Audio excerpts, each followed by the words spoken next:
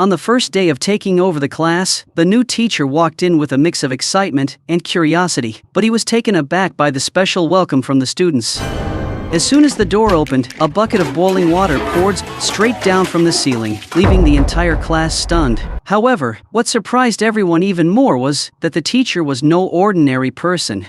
Henry had once been a Navy SEAL, skilled not only in sharpshooting but also a master of Kungfu martial arts. After retiring from the military, he returned to school as a teacher and was assigned the challenging task of teaching the most difficult class. While 1,000 teachers before him had surrendered to this class, to him, the kids were merely mischievous troublemakers unworthy of concern. That morning, Henry walked into the classroom with a cup of coffee in hand and was greeted by a scene of chaos. Some students were slumped over their desks asleep, a few others were singing loudly, while the remaining group was engrossed in playing video games.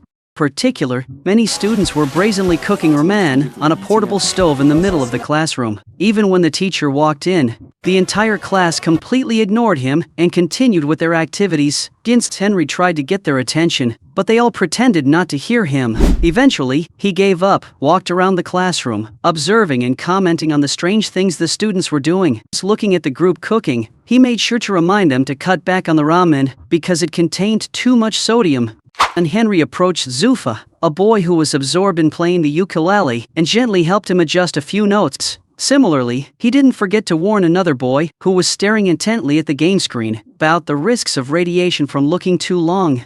Gradually, the students began to pay attention to Henry. Seizing the opportunity, he introduced himself and wrote his name and phone number on the board. The classroom erupted in laughter at his messy handwriting. Before long, a cocky student asked Henry to leave the class, but instead of getting angry, he just burst out laughing, surprising the entire class.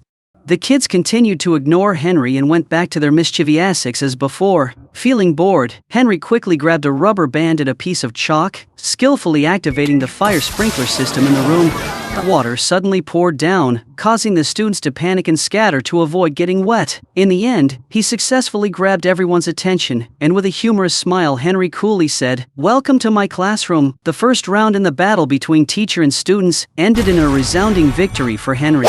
After class, a group of 5 underperforming students gathered in the equipment room to smoke. Jack, the leader of the group, was captivated by a picture of a girl from class whom he had secretly loved for a long time.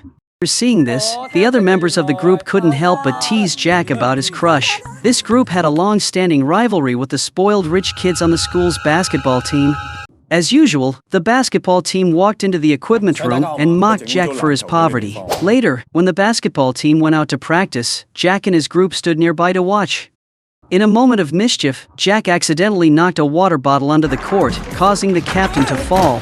The whole group burst into laughter, but their joy was short-lived when Ms. Liang, the English teacher, caught them and punished everyone by making them stay after school to avoid being peons to sell the shoe rule. While the group of students played a prank on a girl and quickly ran away while she was busy cleaning her desk. Meanwhile, principal was struggling with the news that the school board planned to cut 20% of the school's annual funding.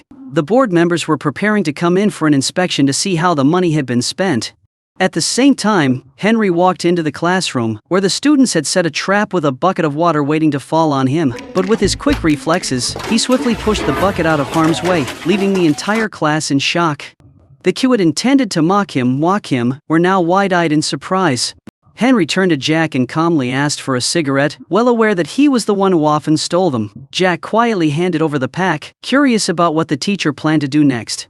Henry then turned to Zufa and asked him to list 3 main components of a cigarette. When Zufa answered correctly, Henry unexpectedly granted him a day off from school. This excited the entire class, who began banging on their desks, demanding the right to skip school like Zufa. Once the students settled down, Henry calmly handed each of them a cigarette and asked them to analyze it. Henry understood that if he simply warned about the health risks of smoking, the kids wouldn't care. Instead, he skillfully guided the conversation towards the consequences of smoking, explaining how tar from cigarette smoke accumulates in their lungs. For the first time, these previously indifferent students began to listen and showed genuine interest in the lesson. When the bell rang to signal the end of class, Henry asked the entire class to return the cigarettes. Although reluctant, the kids agreed to comply with his request. The day in the cafeteria, the captain of the basketball team intentionally tripped Bruce, a friend of Jack's. The incident quickly escalated into an argument between the two groups, which then erupted into a chaotic brawl. They threw food and furniture at each other, turning the cafeteria into a wreck. Before long, Henry received news that 5 students from his class had been temporarily suspended for causing the disturbance. As he stepped into the hallway, Henry caught sight of Jack fighting with his opponent and rushed over to break it up. When Henry asked Jack to calm down, he angrily accused the school of favoritism, claiming that the wealthy kids always escape punishment. After class that day, Henry decided to learn more about his students, starting by reviewing the records of all 5 of them. The first student was Zufa, the son of an immigrant family from Pakistan, who often faced discrimination because of his skin color and background. Zufa was often falsely accused of being a thief by the neighborhood police. His only dream was to become a musician, but the hardships of life weighed heavily on him. The second student, Danan, was a girl living in disappointment.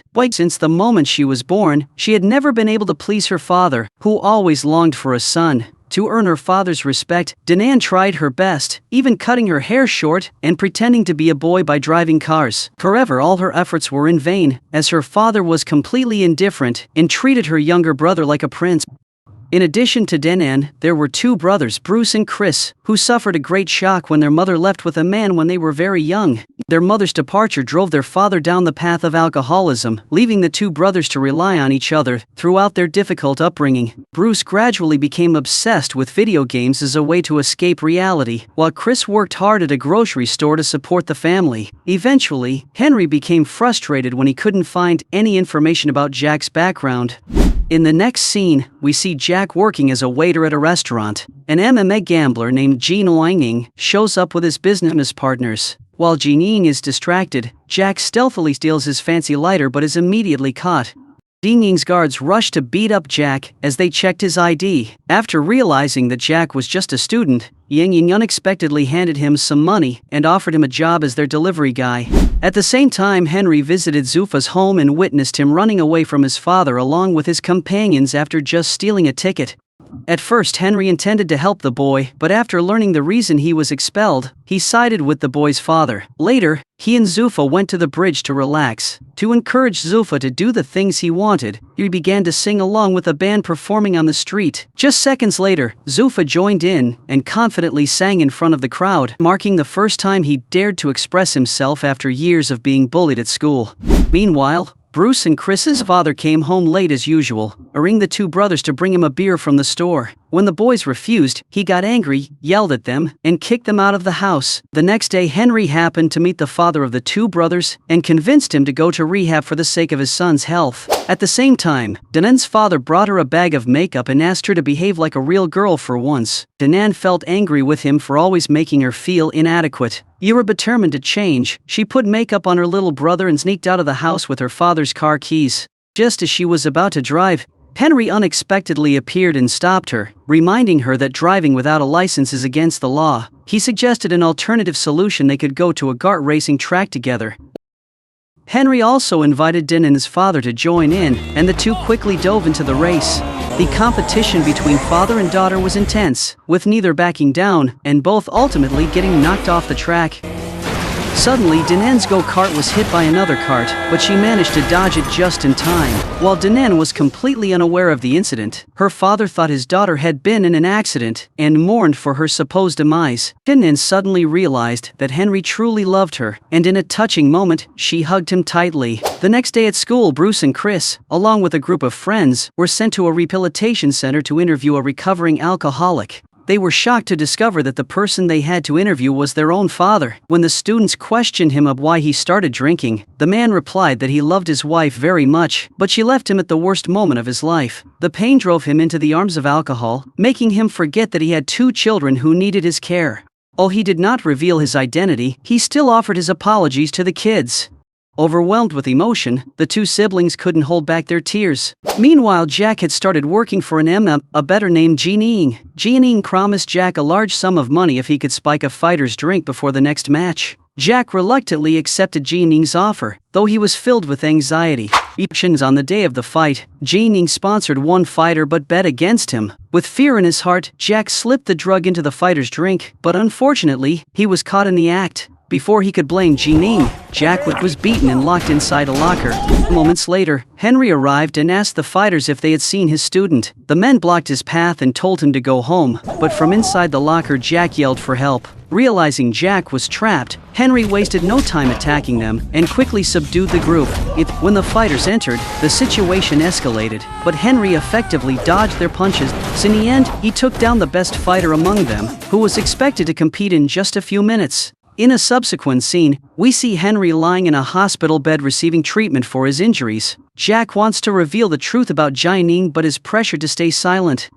News quickly spreads on television, and Henry suddenly becomes a hero for defeating a professional fighter to save his student. His popularity at school skyrockets, and the students begin to regard him with respect. They even stood up to welcome him as he entered the classroom, a significant change from the attitude they had towards him before. A flashback takes us back to a time when Henry was a prankster in school. Once, he threw a water balloon at a student who was engrossed in playing the piano for parents at an event. As a result, he ended up fighting with that same student and accidentally broke his arm. Consequently, Henry was suspended and had to fly to the United States, a decision that changed the course of his life. From that day on, the students began to pay attention and study hard during Henry's lessons in preparation for the upcoming college entrance exam. All of them made progress, except for Bruce, who had fallen into drug addiction. While Chris sought to escape family problems by immersing himself in video games, Bruce chose the path of drug use. Due to his lack of focus, Bruce performed very poorly on the practice test. Henry had promised to help him, but Bruce's condition continued to deteriorate. Eventually, he jumped off the balcony of his home and was taken to the hospital in a coma. The incident quickly attracted media attention, and they twisted the truth, blaming the school and Henry for Bruce's tragic actions. Officials from the education board came to interview Henry and decided to revoke his teaching license, putting him in a more difficult situation than ever before.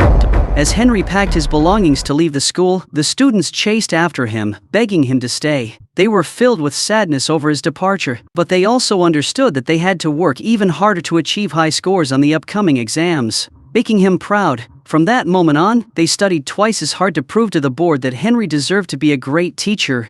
On the day of the exam, Jack and the entire class received a message from Henry inviting them to gather at the school an hour before the test. When they assembled, they discovered it was just a trick orchestrated by Jianing to keep them in the school and prevent them from getting to the exam room on time. He carried out this plan to teach Henry a lesson. Soon after, Henry arrived at the school and realized Jianing's scheme. Henry freed the students and rushed into battle with Jianing's men, determined to stop them from harming the kids. Meanwhile, the students quickly ran to the exam room, while Henry confronted Jianing directly. In their one-on-one fight, Jianing unexpectedly revealed that he was the one Henry had hit with a water balloon when they were younger. It turned out that since he had broken his arm from that throw, Jianing had been unable to participate in a major music competition. Since that heartbreaking event, he had not touched a piano and blamed Henry for ruining his dream.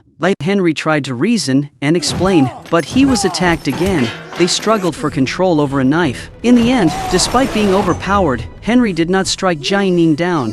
He begged for forgiveness for his past mistakes, and then quietly left. The students made it to the exam room and completed their tests on time. A few weeks later, the results were announced, and everyone scored high. Jianing began to return to the piano, but realized he needed to practice a lot to play as well as he used to. Bruce recovered quickly and promised to take the entrance exam the following year. The principal happily announced that the school board had decided to reward them with a 20% bonus for the students' outstanding performance in the entrance exam. Henry returned to teaching, continuing to perform exciting fire-breathing acts for the new group of students. Be sure to subscribe to see more videos like this, turn on notifications, and leave a like to support the channel. Thank you for watching.